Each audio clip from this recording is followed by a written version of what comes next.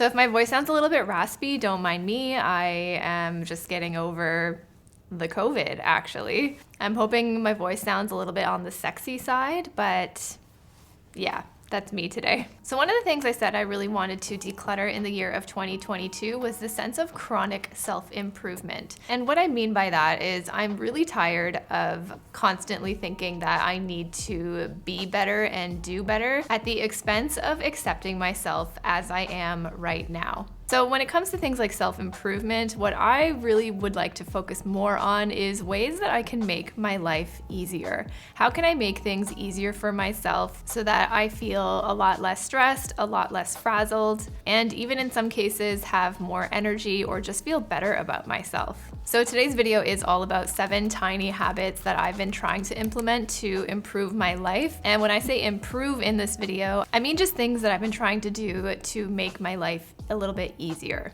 Really, this has nothing to do with how to be more productive, how to be more like a girl boss, or even how to live more slowly, because I think slow living is a little bit aspirational in many cases as well. That's weird. To be honest, I live a pretty chaotic and fast-paced life. I still work a full-time job. I do this whole YouTube thing on the side, and I'm in the middle of launching something that I think is going to be really fun for you guys. Stay tuned, coming soon. So with that, it kind of means that I'm a little bit of a mess. I'm just trying to make things as easy for future Christina as possible. And before we get started, I wanted to thank the sponsor of today's video, Athletic Greens. I am so stoked to be working with them again. If you haven't heard of Athletic Greens before, they are essentially an essentialist nutrition company. They're all about simplifying your daily health routine, and they're not just limited to professional athletes or Tim Ferriss. Their AG1 supplement is really for everybody.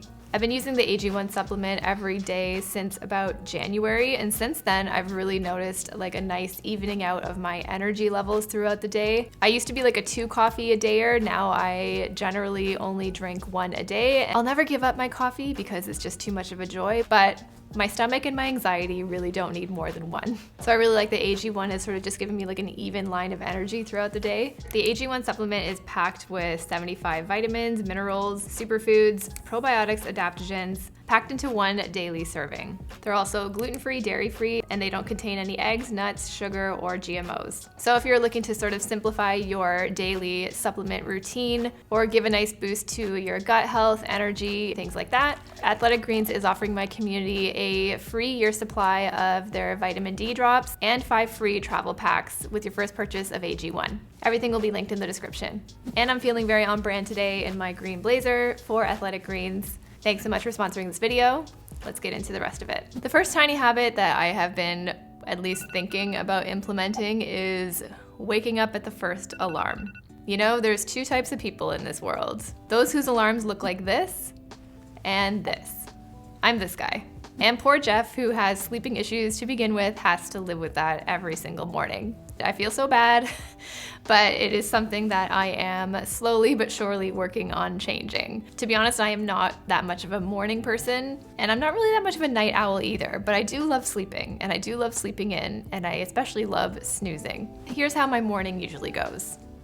You tell me if you're stressed yet. Depending on what time I have to be at work, my alarm will go off anywhere from 7 to 7:30, and I'm always gonna hit snooze at least once in there. And what typically happens is I sleep until the last possible minute, I leap out of bed, get my coffee started, brush my teeth, throw lunch together, and I'm out the door. Very rarely are my mornings ever slow, relaxed. Always have time for coffee though. By the time I go to bed at night, I tell myself I'm gonna get up at my first alarm, and then the cycle repeats all over again. When you start your day off like this, I think it really sets the tone for pretty much like a chaotic and stressed out day. And I think I'm so like chronically used to that it's gonna take a lot of effort to become a morning person, as it were. As much as I hate rushing, this is something that I end up doing every single morning. So I would really love to be the type of person who can maybe even work out in the morning. I don't know, that's like a big ask. But at the very least, I think hitting snooze only once and getting up at that first alarm, it's a habit that I think can really give us more time, slow down our mornings, and just set us up for a day that is a little less chaotic and a lot more relaxed. Some people, I'm sure, really thrive on that sort of last minute energy. Like, I'm a procrastinator too in many ways. This is just another way that it manifests. But at the end of the day, this behavior often becomes another stress that I have to deal with on top of everything else,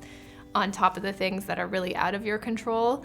This is something that definitely is in our control and something that I think will really help improve my day-to-day. So I'm working on it. If any of you early risers have any tips, or if you are a snoozer now converted to a first alarmer, let me know what you did to implement the habit.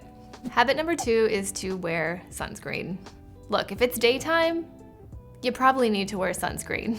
Not just in the summer, not just if you're going to the beach, every single day. I'll list a few of my favorites. Some are North American brands while others are Korean, but the best sunscreen is the one that you like, the one that you'll ultimately use every single day. I think as a culture, we're very obsessed with anti-aging, and all these procedures like Botox, chemical peels, lasers, facials, all that stuff doesn't really mean much if you're not taking care of your skin. And the best way to do that is to protect it from the aging UV rays of the sun by wearing sunscreen and reapplying. And I'm not opposed to any of that stuff. Botox filler, I'm probably gonna end up getting some Botox very soon myself, and maybe like a little bit of a plump here, because some people like to comment about my teeth and my mouth, the way it moves. I don't know. I'm not opposed to any of that, but I do want to preserve and maintain what I have. This to me just really goes back to self-care and taking care of yourself and taking care of my future self. I've also had a skin cancer scare in my life before, so ever since then I've been very diligent about applying sunscreen, reapplying, wearing hats, sun safety, all that stuff. But even if that's not your main concern, it's just about taking care of your skin, feeling good, and looking good. So wear your sunscreen. Tip number 3 is to take breaks. I've talked about this in a few videos before, but I am very much a person who can easily get in the flow of whatever it is I'm working on. I often get very laser focused in on what I'm doing and forget to take breaks. And then by the time everything is done, I wonder why I'm exhausted or have zero energy or creativity to do anything the next day. And that style of working can actually be quite counterproductive. Like, sure, it feels like really badass to be like, yeah, I'm powering through, getting after it, push through the pain kind of thing, very like David Goggins, Jocko Willink sort of mindset, like get after it.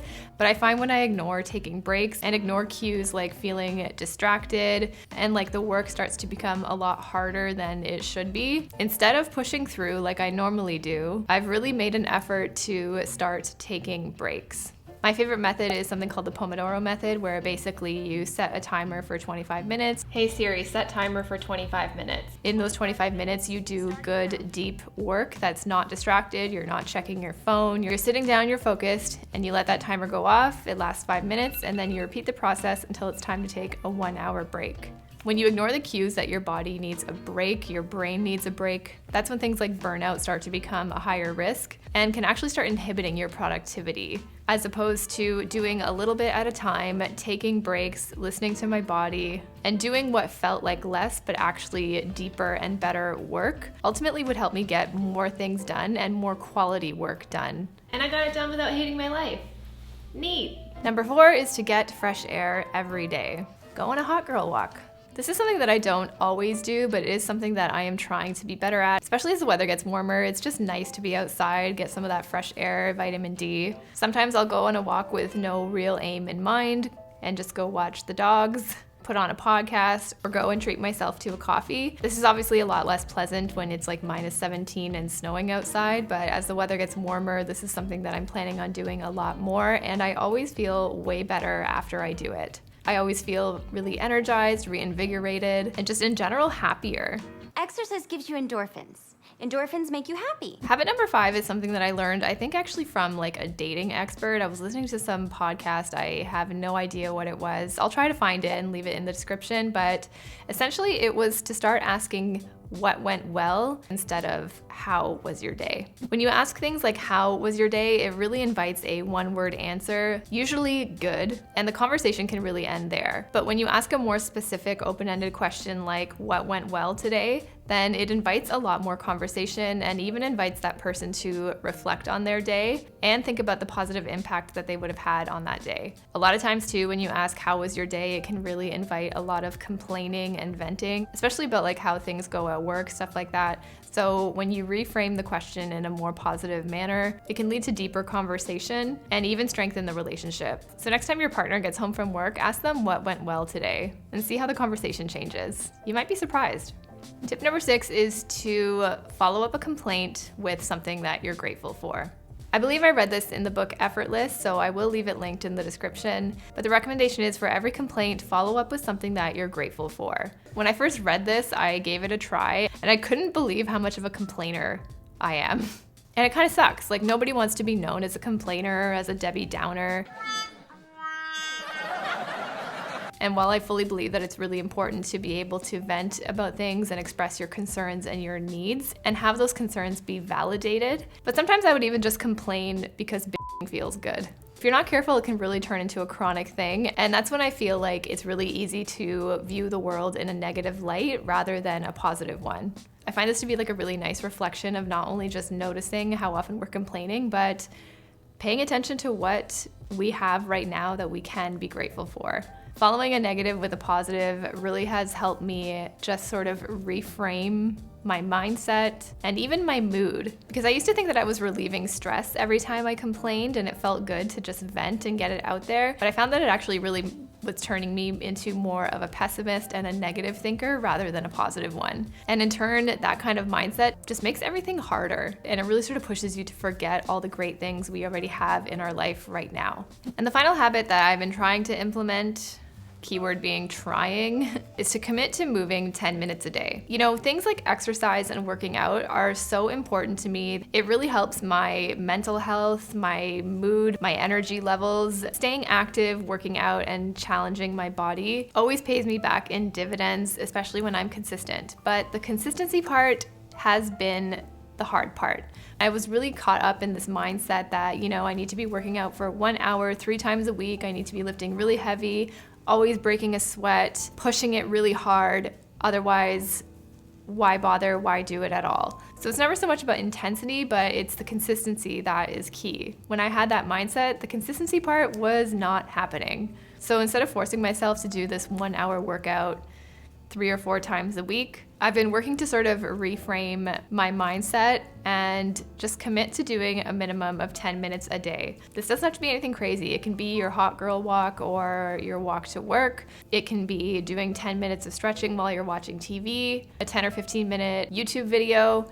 You don't have to go to classes or to an actual gym or do this crazy hour workout every time in order to get some value out of movement and being kind to your body. Like already when you say 10 minutes versus an hour, doesn't 10 minutes feel a lot more achievable and a lot more doable? And sometimes the 10-minute a day thing doesn't happen, but it feels a lot easier to pick the habit back up again if all I'm committing to is 10 minutes rather than an hour. Committing to the 10 minutes, really breaking it down, small baby steps, has really helped me with being more consistent and just making that habit a lot more approachable and actually doable. So those are some of the tiny habits that I've been implementing to improve my life. I think when we frame habit change and life improvements in a positive way, in a way that will benefit us, make us feel better, or just enhance the life we're living right now in some way, then I think it makes these habits a lot easier to implement and be consistent with. It's all about finding ways that you can make things easier for yourself, take care of your future self, and find ways that make you feel better. It's not about what we can produce or how much more we can girl boss compared to the next guy. So with that said, let me know some of the tiny habits that you've been implementing to help improve your life, help you feel better, or just make things easier on yourself. Leave me a comment down below. Thank you again to Athletic Greens for sponsoring this video. If you were interested in giving them a try, you can use the link in my description to get a free supply of their vitamin D drops and 5 free travel packs with your first purchase of AG1. It's all gonna be right there. Thanks so much for watching, guys. See you in the next one. Bye.